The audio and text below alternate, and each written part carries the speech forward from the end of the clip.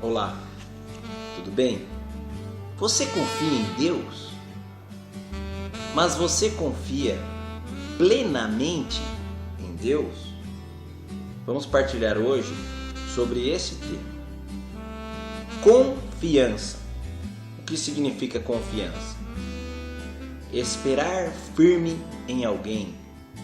Ter confiança é ter segurança, é ter tranquilidade.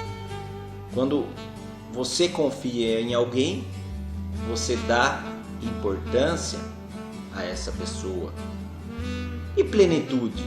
Plena, confiança plena. O que significa a palavra plenitude? Completo, por inteiro, na totalidade, de forma integral. E a mensagem de Deus para nós hoje é exatamente essa. E nós precisamos confiar completamente e não parcialmente na ação dele, na ação de Deus na nossa vida. Meus irmãos, a Bíblia nos mostra, primeiro, que nosso Deus é um Deus de misericórdia. E o que significa isso? Significa que Ele não nos condena ou nos castiga por causa do nosso pecado, da nossa fraqueza, das nossas quedas. Também a Bíblia nos mostra que o nosso Deus é um Deus de poder, o nosso Deus é um Deus poderoso e tudo Ele pode fazer ou realizar, até o impossível para nós. Jesus disse em Lucas capítulo 18, versículo 27, o que é impossível para os homens é possível para Deus. Também em Marcos 9, versículo 23, Jesus fala que tudo é possível para aquele que crê. Detalhe, tudo é tudo, certo? Em Jeremias capítulo 17, capítulo 5, ele enfatiza o seguinte: maldito é o homem que confia em outro homem, que da carne faz o seu apoio, cujo coração vive distante de Deus. E ainda no versículo 7, bendito é o homem que deposita sua confiança no Senhor, cuja esperança é o Senhor. Acontece, meus irmãos, que nós muitas vezes não observamos essa passagem, essa palavra de Deus. E nós colocamos a nossa confiança nas pessoas. E nos frustramos, nos machucamos, pois pessoas são pessoas e passíveis de erro e pecado. Então Deus nos convida a colocar a nossa confiança plena nele. Em todas as situações da nossa vida, nós temos que confiar em Deus. Das pessoas, sempre desconfiar. Porque em algum momento essas pessoas podem cair, podem fraquejar e podem nos decepcionar. Hoje nós vivemos situações de dificuldades nesse mundo, não é verdade? Por exemplo, você já vai pensando nas situações que você vive de dificuldade. Hoje é difícil reverter ou mudar uma situação. É difícil de acontecer alguma coisa que a gente espera muito que aconteça. Hoje é difícil realizar algo que a gente não consegue. E quando nós vivemos essas situações, e eu posso falar com tranquilidade que todos nós vivemos situações difíceis, fica mais fácil de nós enxergarmos e compreendermos a importância de Deus para nós. Imagina você pequeno diante de uma montanha monstruosa. É mais ou menos assim que nós nos sentimos nessas situações. Nós nos sentimos pequeno, frágeis, diante daquela situação que se torna grande, toma grandes proporções, parece uma montanha, e muitas vezes, para nós, aparentemente impossíveis de conseguirmos superá-la. Aí quando a gente se encontra nesse ângulo pequeno diante de uma situação monstruosa, aí então que nós pedimos socorro para Deus, aí então que nós nos humilhamos, e então neste momento, meus irmãos, eu posso afirmar para vocês que neste momento, quando nós pedimos o socorro para Deus, quando nós falamos sozinho eu não consigo, então eu posso garantir para vocês que nós então exercitamos a confiança. É neste momento em que nós recorremos a Deus, aquilo que para nós é difícil, é impossível, muitas vezes, é nesse momento que nós então colocamos em prática a nossa confiança. A exemplo de Jó, a palavra diz o seguinte, no capítulo 19, do versículo 13 ao 19. Jó passou numa situação de desprezo e abandono. Jó se sentiu sozinho. Ele sentiu que até os amigos mais próximos, seus familiares e aquelas pessoas que eram mais íntimas dele, se afastaram. Ele se viu numa situação de desprezo, de abandono, de desespero. Mas Jó confiou plenamente naquilo que aparentemente para um homem era impossível, e Deus reverteu a situação, né? Deus proveu na vida de Jó. Então, meus irmãos, a palavra nos ensina a termos um coração reto e justo, mesmo diante da maldade e das injustiças que está no coração do homem à nossa volta, e nós convivemos com isso, das dificuldades que vivemos, e a palavra nos ensina a confiarmos plenamente em Deus. E aí, meus irmãos, você pode estar pensando comigo, como eu consigo confiar plenamente em Deus? Como isso é possível nas nossas limitações humanas? Mas se Deus nos pede, se Deus nos dá essa abertura, nos dá essa liberdade de nós vivemos com a ajuda dele, é porque realmente isto é possível para nós. Quantas situações impossíveis eu já vi com os meus olhos e que Deus reverteu.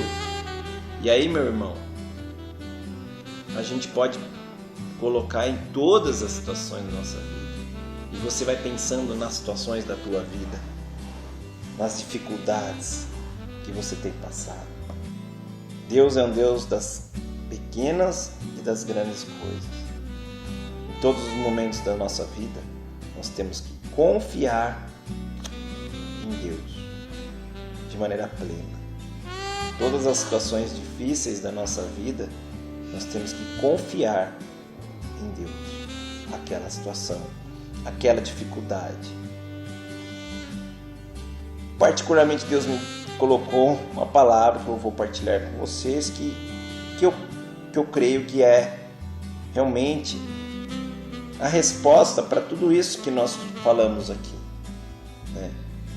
Uma palavra muito linda que é o Salmo 72, e eu vou ler com vocês e vamos partilhando dessa passagem. Eu gostaria que você prestasse bastante atenção nessa passagem. Diz o seguinte: ó, como Deus é bom para os corações retos, e o Senhor para aqueles que têm um coração puro.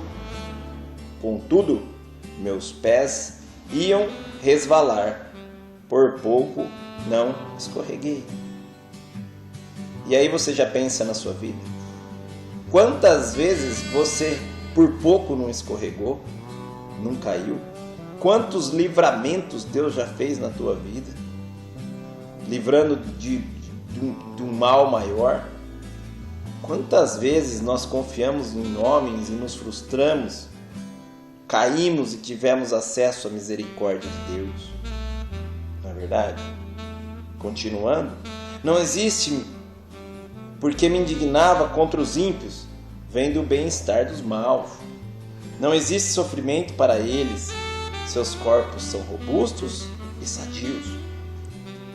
Dos sofrimentos dos mortais não participam, não são atormentados como os outros homens. Eles se adornam com um colar de orgulho e se cobrem com um manto de arrogância. Da gordura que os incha sai a iniquidade e transborda a temeridade. Zombam e falam com malícia, discursam altivamente em tom ameaçador. Com seus propósitos, afrontam o céu e suas línguas ferem a terra. Por isso se volta para eles o meu povo e bebe com avidez das suas águas. E dizem então: porventura Deus o sabe? Tem o Altíssimo conhecimento disso? Assim são os pecadores, que tranquilamente aumentam suas riquezas. Então foi em vão que eu conservei o coração puro e na inocência lavei as minhas mãos? Pois tenho sofrido muito e sido castigado cada dia. Se eu pensasse, também vou falar com eles, seria infiel à raça de vossos filhos. Reflito para compreender este problema. Muito penosa me pareceu esta tarefa.